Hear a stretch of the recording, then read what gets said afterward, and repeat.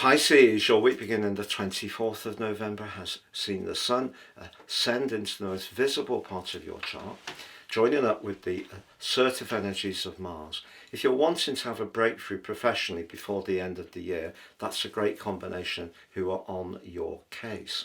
But there's three players in your sign. The North Node, point of destiny, Saturn and Neptune, and they're all in the mix this week in a very influential way.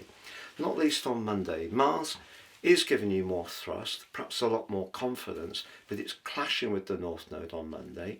You may find yourself having to juggle what you want as an individual with what other people expect of you, and particularly if you work for a big organisation or you're trying to pitch services to an employer who maybe runs a bit more on the traditional side, and that could in some ways challenge that more creative energy of yours.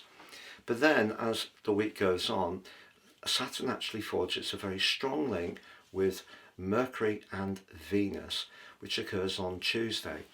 Now they're in the part of your situation to do with travel, expansion, publishing. Very exciting because Saturn can be an anchor. Mercury and Venus together can be very fortunate, to be honest. Don't underestimate your words, but most of all your message, which can be very compelling. But they're both linking back to your traditional ruler of Jupiter in a very constructive way. Now, ironically, at this part of the week, Saturn, Mercury and Jupiter are all retrograde. But don't think you can't make progress. It's just there is a quarter moon in your sign on Friday, which does suggest again, a bit like Mars's clash with the North Node, there may be a little bit of a juggle between following your ambitions and staying true to your individual identity and values. But then as the week draws to a close, Saturn goes direct. If you have over the last couple of years, Pisces, really felt at times very leaden, not much vitality, not much enthusiasm, you've had to limit your world in order to meet the demands you have been able to attend to, I feel that you're going to start to break through. By the middle of February, some of that limitation will make way.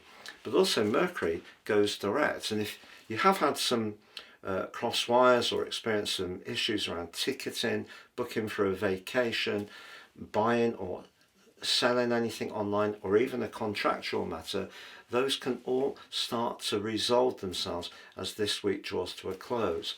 But essentially the cluster of energy in your sign, which is going to continue through to when Neptune leaves you on the 26th of January and Saturn on the 14th of February, and then the true node at the end of July next year, what they are saying to you is really value what makes you uniquely you.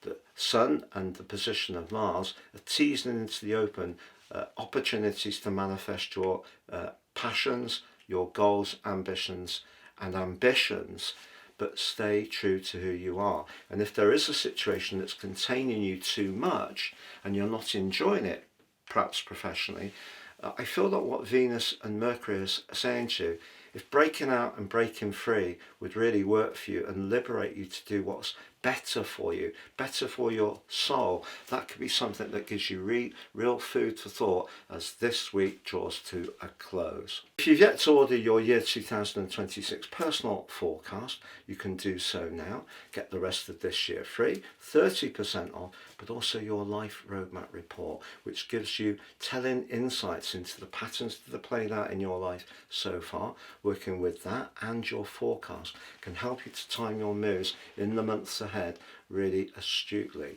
Also, you'll get my free gift of your Zodiac General, Love, Chinese and Indian written forecast for each of the 12 signs for the year ahead too. Please see the link below for more.